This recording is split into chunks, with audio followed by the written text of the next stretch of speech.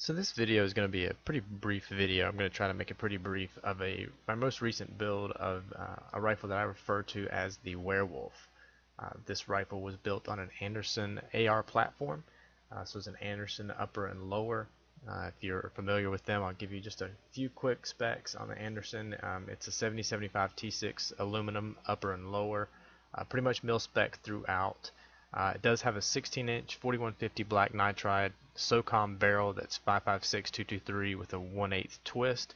It's got a mid-length gas system, and that's really it. It's pretty basic other than that. So what I've decided to do was do a lot of customization to it, and I started off with a Magpul Grip. This is a Magpul Grip that comes in 3 pieces. There's a back piece, a front piece, and the middle piece.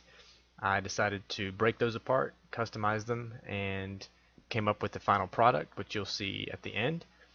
Next, I decided to add a 15-inch Keymod. It's a slim Keymod rail. To that, I added, it's an M-LOK hand stop. I like the M-LOK hand stop because it's very low profile, and that's exactly what I want with this rifle. I want to keep it low profile as far as the rail. The next thing I added was an MFT Battlelink utility stock. This stock is nice because it does have a compartment in the back that I can open up and keep extra batteries, things like that in there. I got this in a scorched dark earth color, and I know you're looking at this rifle and you're saying, well, it's a black rifle. You went with scorched dark earth on the stock, but a black M-LOK hand stop. So what's going on? Well, you'll see how it all comes together at the end. So this, again, like I got it in the scorched dark earth color. As far as the muzzle brake, this is a custom muzzle brake from Republic Firearms. It's called the Claw. This was handmade and Cerakoted in black. The next piece is the sight, or the scope. At first I had mounted just a regular hollow sun red dot to this, and I wanted to take a different direction with this rifle, so I went with a Trinity Force Assault Series 1:4x24 scope with illuminated reticle, and it came with a small red dot, but I'll tell you right off the bat, the red dot is horrible. It's hard to see. It doesn't keep zero very well at all. It's got ghosting around the dot itself, so I bailed on the dot right away, and I'll show you the dot that I replaced it with. But the Trinity Assault Force is a great scope. I did a separate review on it, so check my other videos. I'll also put a link in the description below so you can go directly to it after you watch this video.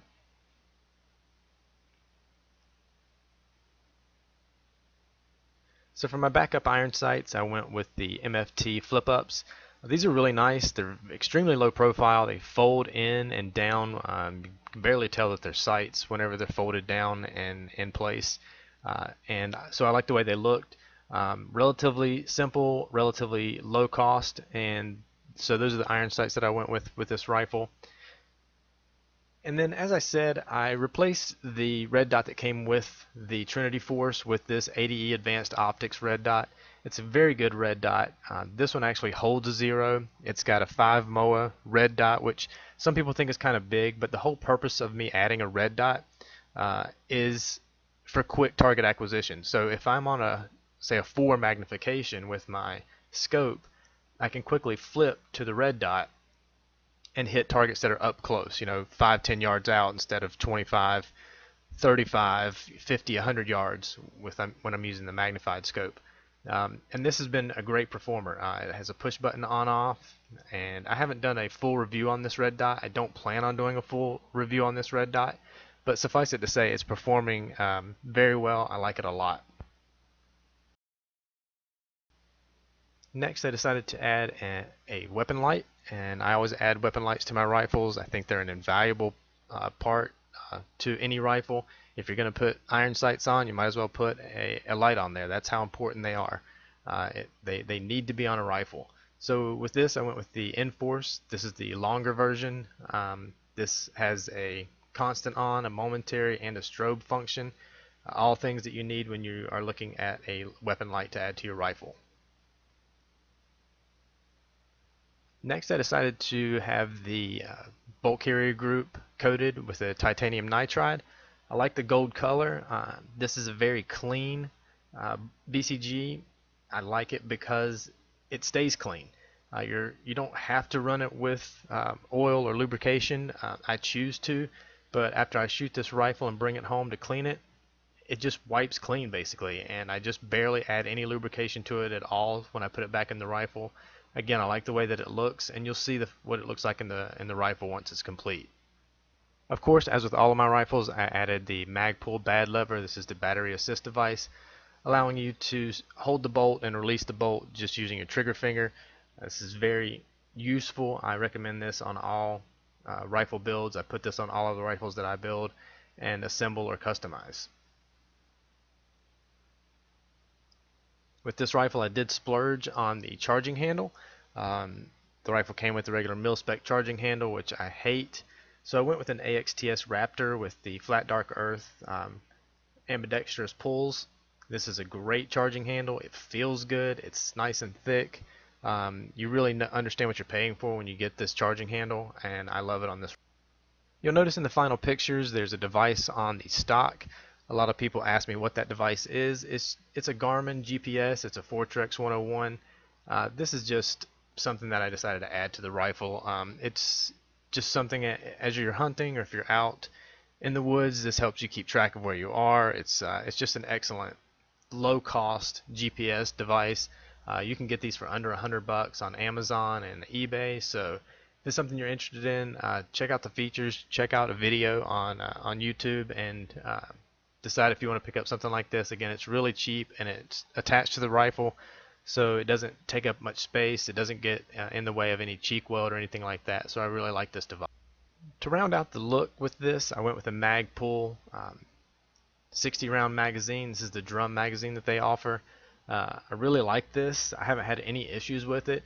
At first, loading all 60 rounds was tough. I was only getting about 52 rounds before I couldn't load any more in there. But as the spring starts to break in a little bit, you are able to get all 60 rounds.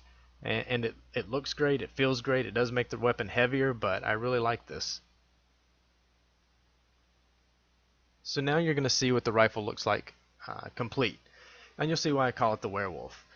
I decided to send the rifle off to get the entire thing Cerakoted in a brown or coyote tan, and it matched all the other items pretty much very well as far as the scorched dark earth or the scorched earth color of the stock, the Magpul Grip, and the AXTS charging handle.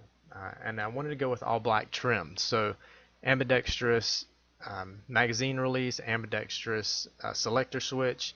I did add anti-roll pins, and you'll see as you look at the rifle that a lot of the extras that I purchased for this rifle and installed are black, just because I wanted to go with the black and brown trim.